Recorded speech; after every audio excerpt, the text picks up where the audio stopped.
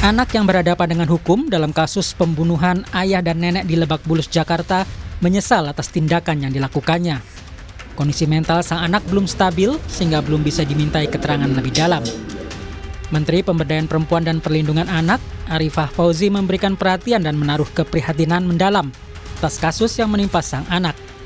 Menteri mendatangi Mapolres Jakarta Selatan Sabtu sore untuk memastikan penanganan kasus ini komprehensif terhadap sang anak. Jadi kami memastikan bahwa si A ini benar-benar terpenuhi, ya mungkin dampingan dari ahli gitu. Pastinya dia sekarang dalam kondisi yang belum bisa ditanya lebih jauh, karena kami juga menjaga secara psikologis untuk tidak bertanya kepada hal-hal yang mengingatkan kembali gitu, karena itu ada petugasnya atau ada ahlinya untuk bisa memperdalam apa yang sesungguhnya terjadi gitu. Psikolog anak dan keluarga Novita Tandri menyatakan penyebab sang anak tega menghabisi nyawa ayah dan nenek dan melukai sang ibu dilatar belakangi banyak hal. Ia menyebut hal pertama yang harus dilihat adalah apakah ada kekerasan, gangguan psikologis dan gangguan mental terhadap sang anak. Jadi kalau bicara tentang gangguan jiwa atau mental, ada yang disebut dengan neurosis, ada yang disebut dengan psikosis. Nah, psikosis ini yang tadi kalau dengar dari berita-berita di Kompas TV, ada halusinasi di sana, ada delusi di situ, mendengar bisik-bisikan, itu biasanya berkaitan dengan psikosis. Biasanya dari parasite yang terjadi, kalau kita lihat dari berita yang ada dari zaman dulu sampai sekarang, Mbak. Nah, di situ ada terlihat bahwa ada kekerasan secara seksual, kekerasan secara fisik, dan kekerasan secara verbal. Dan ditambah dengan gangguan kesehatan mental dan jiwa. Jadi gabungan ini sangat bisa jadi menjadi latar belakang atau motif. Anak yang berhadapan dengan hukum saat ini tengah ditahan Mapolres Jakarta Selatan. Saat kejadian, sang anak sempat hendak melarikan diri, namun petugas keamanan perumahan lebih dahulu menangkapnya dan dibawa ke kantor polisi.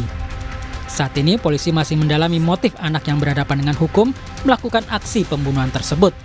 Sedangkan sang ibu yang mengalami luka saat kejadian terjadi masih menjalani perawatan di Rumah Sakit Fatmawati, Jakarta. Tim Liputan Kompas TV. Kasus anak bunuh ayah dan nenek di Lebak Bulus menjadi pembelajaran bagi masyarakat. Polisi masih mendalami motif dan memberikan pendampingan kepada sang anak. Untuk mengetahui lebih lanjut mengenai kasus ini, kita akan bahas. Sudah bergabung bersama kami Komisioner Komisi Perlindungan Anak Indonesia Dian Sasmita dan juga psikolog klinis Liza Marieli Japri. Selamat petang, Mbak Dian, Mbak Liza. Selamat petang, Bro. Baik, Mbak Dian, sejauh ini apakah dari KPAI telah bertemu dengan MAS, anak yang berkonflik dengan hukum? Temuannya apa saja sejauh ini dari KPAI? Kami pertama bertemu di hari Sabtu, cukup lama berdialog, tapi memang karena kapasitas kami bukan ahli psikolog ya, dan kami punya batas-batas rambu-rambu mana saja yang tidak atau harus dihindarkan ketika bertemu dengan anak. Jadi kami lebih santai saja membangun supaya anak ini juga nyaman, karena ketika kami pertama kali ketemu anak masih kesedihan, dukanya sangat mendalam, kemudian pasti stres, pasti iya ya, karena masuk ke lingkungan baru, semua hal masih berat bagi si anak. Jadi kemarin kami hanya mengobrol santai saja bersama teman-teman dari Apsifor. Ada yang diceritakan tidak, Mbak Dian, dari anak yang berkonflik dengan hukum ini kepada KPAI? Apa yang sebetulnya terjadi? Apa yang jadi pemicunya, Mbak Dian? Nah, kalau terkait substansi kasus memang kami tidak berani masuk ya Mas ya, karena kami sangat menghargai dan kami tidak ingin malah nanti menghambat proses pengungkapan kasus ini yang dilakukan oleh penyidik dan teman-teman Apsifor. Jadi kami tidak ingin mengurangi memori anak dengan pertanyaan yang diulang-ulang, karena dia pasti akan bertemu dengan teman-teman penyidik, teman-teman lainnya yang akan bertanya soal kasus. Jadi kalau kemarin kami lebih kepada ya say hello biasa, apa kesukaan dia, sudah makan belum, hal-hal sederhana saja. Oke, baik. Mbak Lisa, melihat kasus yang terjadi di Jakarta Selatan ini, kan ada banyak sekali kabar fakta-fakta yang juga disampaikan oleh polisi. Apa yang bisa Anda cermati? Kira-kira apa yang jadi pemicu kasus ini bisa terjadi, Mbak Lisa? Rasanya kalau untuk jawaban yang pasti untuk itu sih kita harus tetap menunggu hasil pemeriksaan dari kepolisian ya, karena kan sampai dengan saat ini juga masih belum bisa digali lebih lanjut dari sang anak tersebut juga. Tapi sebenarnya ada banyak sekali faktor yang bisa menyebabkan seseorang sampai melakukan tindakan se-ekstrim ini. Kalau kita berbicara tindakan ekstrim, agresivitas, kekerasan, itu sebenarnya secara psikologis itu membutuhkan energi bensin yang luar biasa, Mas Ibrahim. Jadi nggak ada tuh orang tiba-tiba melakukan tindakan kekerasan tuh, tidak ada. Kecuali ada faktor yang berikutnya yang mungkin juga harus dilibatkan. Apakah ada gangguan psikiatri? Apakah ada halusinasi? Apakah ada kondisi-kondisi psikologis tertentu yang mengakibatkan daya analisa dan kebijakannya tidak berjalan? Tapi biasanya ada penumpukan yang luar biasa, trauma, frustasi, kemarahan yang tidak pernah keluar sampai pada akhirnya ibaratnya kalau saya tuh analogi kayak balon diisi terus dengan udara sampai pada satu titik itu sudah sangat tidak tertahankan lagi dan itu meledak gitu. Dimana ini berarti kan membuktikan ada kondisi-kondisi sebelumnya sekian lama ini butuh waktu. Apakah itu tidak terlihat oleh lingkungan selama ini? Apakah memang katakan ada kekerasan yang terjadi? Saya tidak mengatakan mesti ada di rumah ya, bisa saja di sekolah, bisa di lingkungan luar rumah yang mungkin dia mengalami kekerasan tapi tidak terungkap, tidak sampaikan dengan baik, jadi itu menumpuk frustasi, tapi kemudian tidak ada yang mengenali, tidak ada yang bantu dia mengolah emosi-emosi tersebut, sampai pada akhirnya kemarahan itu meledaklah di malam tersebut. Nah ini yang skip, termasuk kalaupun dia punya gangguan psikiatri, Mas Ibrahim, apakah ini juga skip? Katakan misalnya, kalau dia memang sudah punya gangguan kepribadian oposisional, kita bilang, yang mengarah kepada conduct disorder, kekerasan pada anak-anak, delinkuensi, itu dari kecil biasanya terlihat seperti dia suka menyakiti binatang, dia suka tantrum, lempar-lempar barang, dia suka yang seperti itu. Nah, penanganan seperti itu yang seringkali skip, terlewatkan.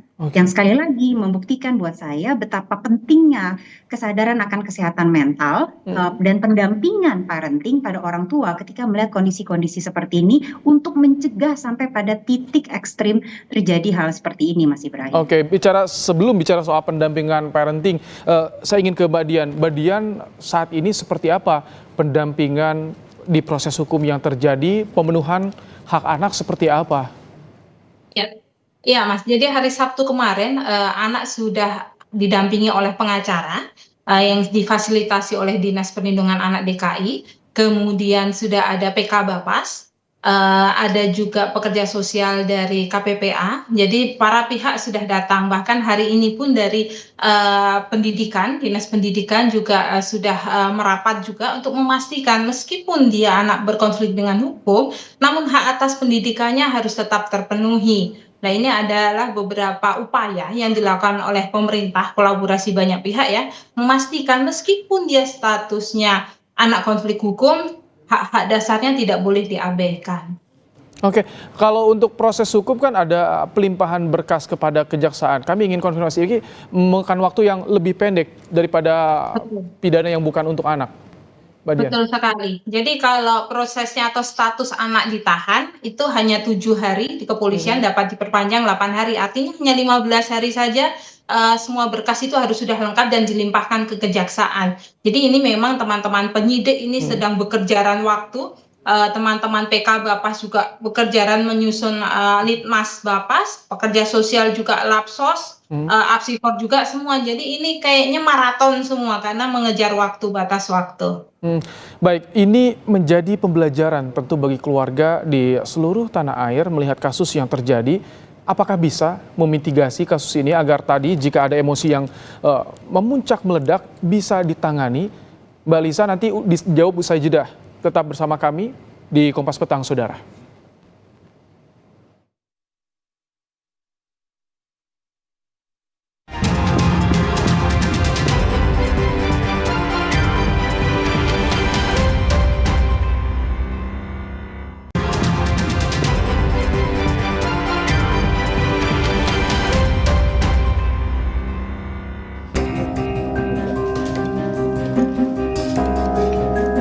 Untuk ibunya nanti kita ambil keterangan Tapi tanpa keterangan ibunya pun ya kita sudah bisa sampai dari titik menentukan posisi anak kita ini sebagai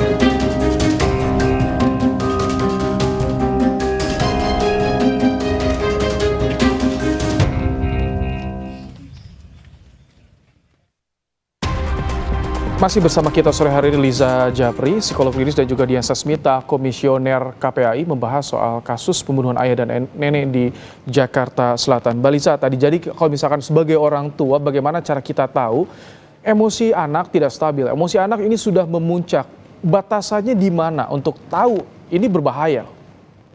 Gini Mas Ibrahim, kita mundur dulu ya. Anak itu sebenarnya cara belajarnya adalah menyerap dan mengamati dan mengobservasi lingkungan sekitar. Jadi sebelum kita mengatakan gimana kita bisa paham nih anak tuh sudah sampai pada tahap emosi yang memuncak, bahwa dia tidak punya pengelolaan emosi yang baik. Nah, kita lihat dulu lingkungan kita. Apakah orang-orang sekitarnya punya contoh pengelolaan emosi yang baik nggak? Jangan-jangan ada di sekitar lingkungannya yang kalau marah melempar-lempar barang, atau bahkan mukul, atau bahkan teriak-teriak misalnya. Nah, ini kan bisa menjadi salah satu kerentanan tersendiri buat anak. Itu satu. Yang kedua, apakah anak punya kedekatan yang positif dengan orang sekitarnya? Balik lagi ya, kita tidak membebankan hanya pada orang tua, tapi lingkungan sekitar secara keseluruhan. Om, tante yang tinggal bareng, kakek, nenek, guru. Apakah dalam arti kedekatan yang positif ini kenapa dibutuhkan? Karena untuk menjadi cross check kehidupan anak sehari-hari. Apa yang ditonton sama dia? Itu apa yang dibaca? Apa yang dia sehari-hari itu terekspos, karena segala hal seperti ini akan menjadi proses penyerapan pada sang anak yang kemudian nanti akan keluar dalam bentuknya, intinya adalah apa yang kita tanamkan pada sang anak, sadar atau tidak sadar, langsung atau tak langsung, itu yang nanti akan keluar responnya. Jadi itu yang harus kita perhatikan. Nah, kalau pertanyaannya apakah terlihat tanda-tanda awal dulu deh anak sudah sampai pada tahap emosi memuncak, katakan kalau anak-anak apakah ada kemunduran kemampuannya dia, misalnya tadinya sudah tidak ngompol lagi gitu kan, berarti apakah ada kecemasan tersendiri, apakah yang tadinya senang bersosialisasi jadi sekarang mengurung diri, apakah tiba-tiba mulai toto dia lagi nonton sesuatu atau sekedar main game saja toto teriak kenceng banget dan lempar barang. Nah, ini kan berarti udah ada tanda-tanda frustasi tertentu. Apakah dia lelah belajar misalnya, yang dia sudah kadang-kadang toto nangis tanpa dia bisa kontrol, tapi kalau ditanya kamu kenapa nangis, nggak tahu gitu. Ini kan ada frustasi yang mampet nih, emosi yang tidak keluar dengan baik, yang orang tua, orang dewasa sekelilingnya itu harus belajar untuk mengeluarkan itu, mengelola itu dengan itu yang harus disadari oleh orang tua, harus peka apa yang dirasakan oleh anak. Mbak Dian, bicara soal proses hukum yang saat ini tengah berlangsung, dari KPAI kan sudah bertemu sejak hari Sabtu. Apakah ketika bertemu ini MAS ini anak berkonflik dengan hukum, sadar ayah dan neneknya telah tiada, apakah ada penyesalan yang terjadi saat ini, Mbak Dian? Kalau penyesalan pasti ya, tapi kalau kami kemarin benar-benar tidak berani masuk ke pertanyaan apa yang sudah terjadi kemarin. Kamu kemarin ngapain? Apa perasaanmu atas kejadian kemarin? Kami benar-benar menjaga itu. Karena kami tahu bahwa kondisi anak ini masih sangat rapuh sekali. Nggak mungkin kami bebani dengan tambahan pertanyaan-pertanyaan itu. Tapi dari sikap si anak, kelelahan itu sikap dan ekspresi kelelahan itu tampak, dan duka itu sangat tampak sekali. Namun tadi Mbak Lisa sangat menarik sekali menyampaikan dan mengingatkan kita bahwa kita orang dewasa sekitar anak ini perlu punya keterampilan untuk identifikasi dini terhadap perilaku anak ini. Kan nggak mungkin toh anak tiba-tiba langsung meledak, Pak. Mungkin ada indikasi-indikasi khusus. Nah, ini perlunya keterampilan kita semua orang dewasa yang sebagai orang tua juga belajar untuk bagaimana melakukan identifikasi. Tidak hanya orang tua tapi juga lingkungan sekolah ini penting sekali juga diberi keterampilan itu. Misalnya anak tiba-tiba prestasi menurun atau anak tiba-tiba di sekolah lebih murung. Nah, ini tentunya perlu sekali ada respon-respon awal oleh pendidik di sekolah, tidak hanya guru BK ya, karena kalau guru BK kan jumlahnya sangat sedikit ya. Ini juga menjadi perhatian kami di KPAI, kami memberikan masukan kepada Kementerian Pendidikan juga untuk menambah kuota ini, guru BK di tiap sekolah. Jangan rasionya 1/150 siswa, itu sangat-sangat, Tidak jomplang cukup sekali. ya. Baik. Sekarang, anak-anak sekarang itu, dukungan untuk kesehatan mental ini sangat penting sekali, karena akan berpengaruh pada tumbuh kembang anak tidak hanya hari ini dan 1 bulan ke depan, tapi sampai jangka panjang. Jadi Oke. perlu sekali upaya pemerintah dari kasus ini tidak hanya berhenti penanganan kasus, fokus pada kasus, tapi yuk upaya apa yuk yang bisa dilakukan bersama-sama untuk mengurangi resiko anak-anak kita terpapar kekerasan atau melakukan kekerasan. Baik, Mbak Liza, kemarin polisi menyampaikan bahwa pelaku ini mengaku mendapatkan bisikan sebelum kejadian. Ini bisikan seperti ini bisa terjadi atau dipengaruhi oleh apa? Dan bagaimana nanti penyidik menggali pertanyaan kepada kondisi psikis anak yang saat ini tengah drop, Mbak Liza, agar terungkap nih semuanya? Iya, kalau kita berbicara bisikan, pertama yang harus dipastikan apakah itu benar atau tidak. Itu biasanya kalau kita ada SOP-nya ya, dari psikologi itu biasanya nanti ada alat-alat tes untuk membuktikan apakah memang benar ada bisikan. Kalau misalnya memang benar ada bisikan, berarti dia mengalami gangguan psikiatri tertentu. Gangguan psikiatrinya apa ya harus kita gali lebih lanjut lagi tentunya. Tapi seringkali bisa saja gangguan itu karena terpengaruh habis nonton apa dan kemudian mendengar bisikan tersebut merasa demikian, atau dia sebenarnya tidak punya gangguan halusinasi tapi dia ada frustasi tertentu yang karena habis nonton apa jadi terpengaruh. Nah, ini yang harus kita bedakan. Nah, ini butuh sekali pendampingan dan juga harus ada yang kita sebut sebagai anamnesa, wawancara, observasi, intake data yang dilakukan pada orang di luar anak. Bagaimana dia sehari-hari? Misal, kalau memang betul dia punya gangguan halusinasi, mungkin dulu-dulu sudah pernah terungkap, misalnya dengan temannya dia ngomong misalnya, kemarin Tuhan ngomong sama aku. Nah, itu kan sudah ada tuh sama gurunya. Tadi malam aku ngobrol dong sama Tuhan. Nah, gitu kan, ini Tuhan bicara sama aku gitu, dalam kondisi yang bukan hanya sekedar lagi berdoa ya, tapi dia meyakini benar-benar mendengar suara Tuhan dan itu sudah pernah terungkap sebelumnya. Oh, berarti benar dia kecenderungannya sangat besar punya gangguan halusinasi misalnya. Ada gangguan delusi juga mungkin. Nah, ini yang harus digali lebih lanjut. Jadi kalau kita berbicara kasus anak, sebenarnya tidak hanya anak yang kita fokuskan dan kita kejar terus untuk mencari datanya, tapi lingkungan sekitar itu harus juga untuk dilakukan anamnesa. Oke, baik.